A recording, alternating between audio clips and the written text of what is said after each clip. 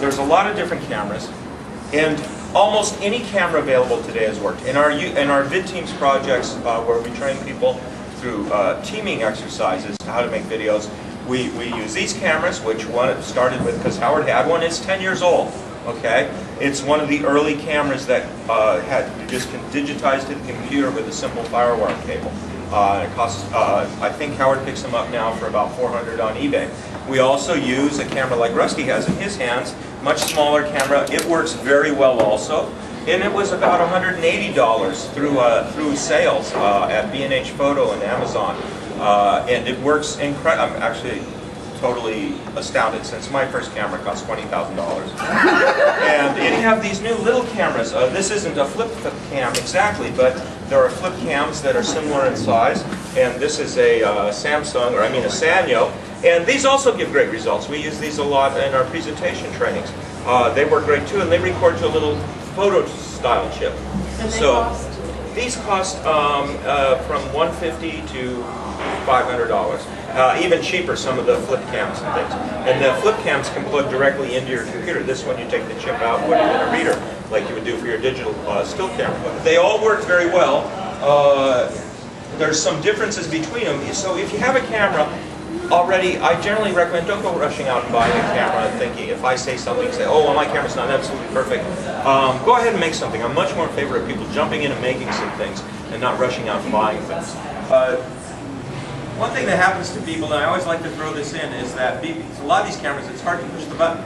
And the button, you push the button and you think you pushed it, you haven't pushed it, then you push it again and you really do push it, and you take the camera away and you got lots of footage of yourself walking around, right?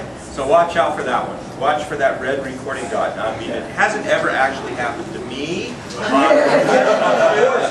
I've heard of people that it's happened to. It's much more embarrassing than getting paid for it. I know. So, moving along, one of the things that really helps with videos, especially on YouTube, is just camera stability. A couple of reasons for that. One, just clarity, not making your audience see tripods you pick up at garage sales or yard sales or whatever, perfectly fine. That's where we've got most of ours. A lot of the other advantage of the tripod is when you're doing your video and you've got it set up like this. Even if it's a little bitty one that you just set on a table, which you can also get in photos for us, it's easy to step away. Like if you're demonstrating like how to make a gingerbread house to set up your next thing that you want to shoot. Or if you're shooting it yourself and you don't have someone helping out, then you can do it. The other advantage is your arm doesn't get really sore. Yeah, exactly. Whether you cut to it in editing or if you're having to be handheld, being right up on it, you know, so we can see, because again, it's fuzzy. I have a question. Yes? What kind of program do you need to edit it? Will. I'm sorry. Right up to that. So most of the time you'll need to edit the video, right? Now PCs and Macs almost all come with a very simple program that actually works quite well, at least for getting started and learning and everything else. And for a lot of people, that's all they end up using. PCs come with something called Windows Movie, and Macs come with something called iMovie. Now iMovie gets a lot of the press, but I taught my dad how to use, actually didn't really teach him, I just followed along with him and he did it. Windows Movie on his PC laptop. It's actually a really amazing from Microsoft, amazingly clear-cut and simple program to use. And once you have your video done, you can go to YouTube. Now when you get to YouTube, you'll see a big screen like this. It's very confusing. There's stuff all over it, and it's hard to find where you want to be and what you're trying to do. Okay, there's the search box up here, and there's search box up here at the top. What we want to do, once we've edited our file and made our movie and made a file and put it out there, is we want to go up here to this corner up here, which is the upload button. And we want to upload a video file.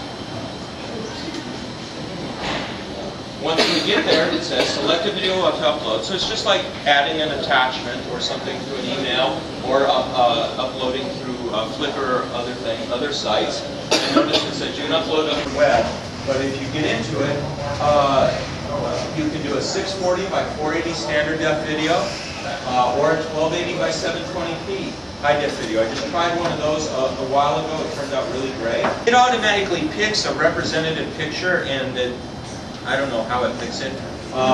They've just now given you a way to have a choice. When you get dialog boxes after you upload it, these are very important because this is what determines how people will find your video. It's very important to have an informative description. Have the title be informative because Google looks at titles. It really maximizes what a title is when it's figuring out how to classify something.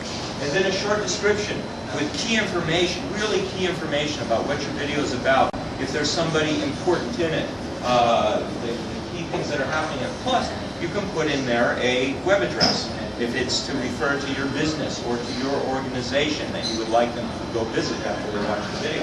And then I did this for the thing in Burien about a week ago. They had a big opening of an art park. So that enables YouTube to do that. If you don't want people doing that, which sometimes you don't, you can say, no, external sites may not embed this video. And then syndication, yes, make this video available on mobile phones and TV. 90% of the time, yes, you probably want that. And then the final, and again, this is something I've never had happen, but I've heard of it happening to other people. Save your changes, right, at the very bottom. The reason it's easy to forget, these all appear in a very long list of things, and you check one near the top, and you think you're done, and you navigate away, and you didn't forget to go back and hit the save button.